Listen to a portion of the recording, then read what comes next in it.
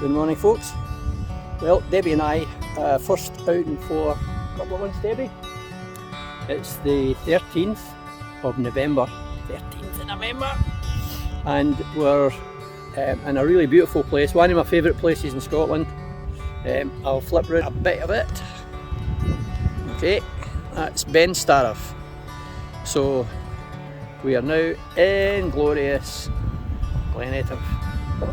And look at this, look at this. So the saddle you're seeing is the two buckles.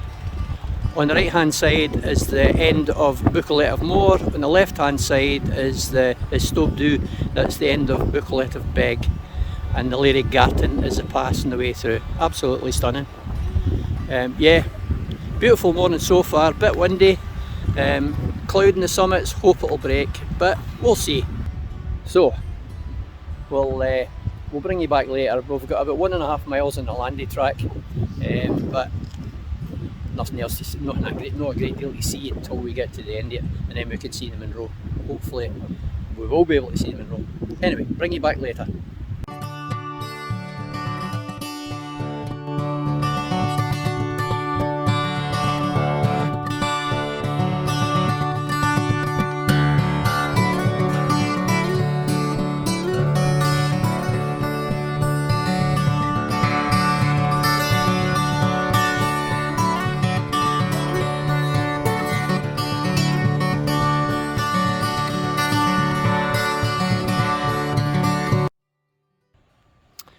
Well folks, here we are, we're getting our first proper view of Sgurr na h-Ulaidh.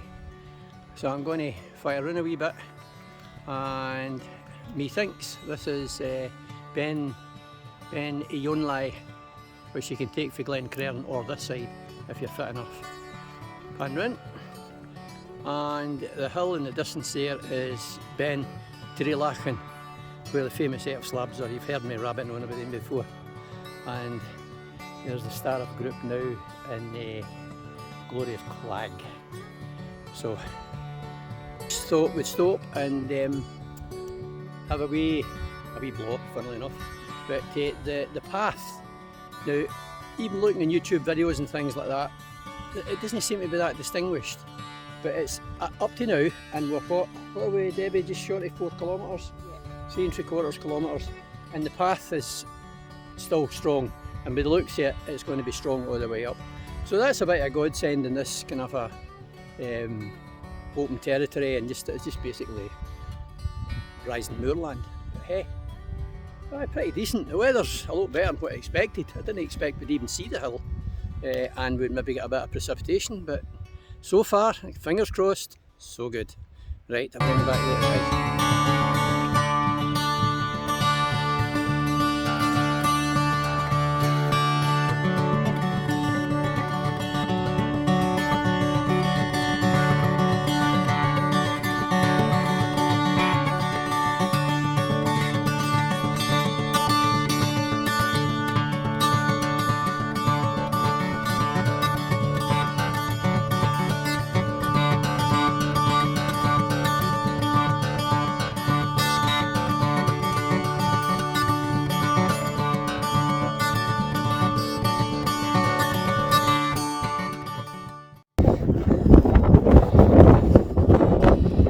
Probably not hear me for the wind.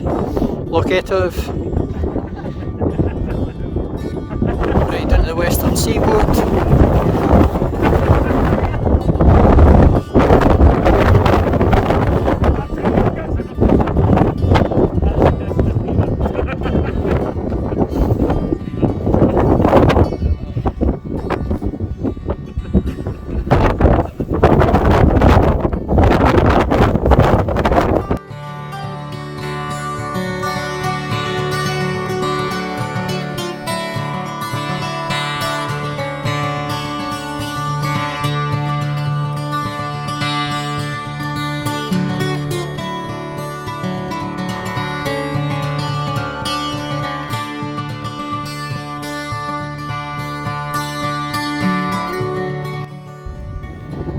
Oh, here's the wind blew up now.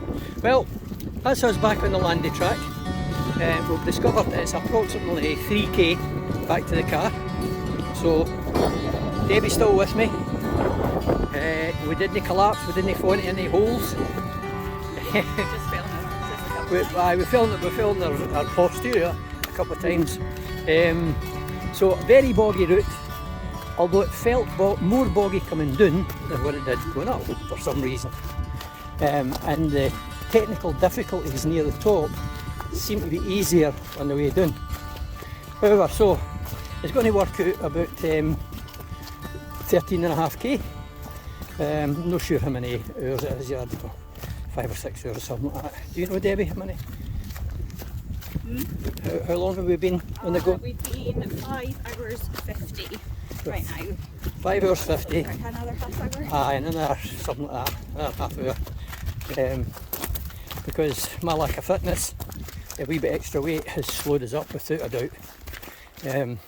Anyway, we've got in front of us Ben Starrive in the night sun. It's looking fantastic.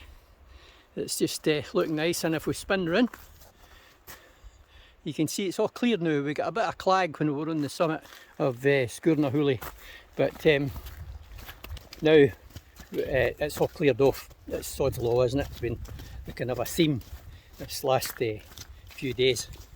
However, that's me now, down to 30 to go. So that's 252. Quite pleased about getting that. I would like to get another one to get below the 30 before we see the end of the year coming in. A possibility, if the weather holds out. I'm sure Debbie and I can nip something, maybe even 2, you never know. But the travelling's getting harder and harder and harder, because today's run down was about 3 hours, so we're going to be, well, 3 hours in the car, 6 hours at least, maybe more than 6 hours on the hoof, and then 3 hours back up the road. Now going back up the road is normally a wee bit longer than coming down the road because of the traffic, heavier traffic in the afternoon. Anyway, bring you back in the car and close off there. Okay, speak to you soon.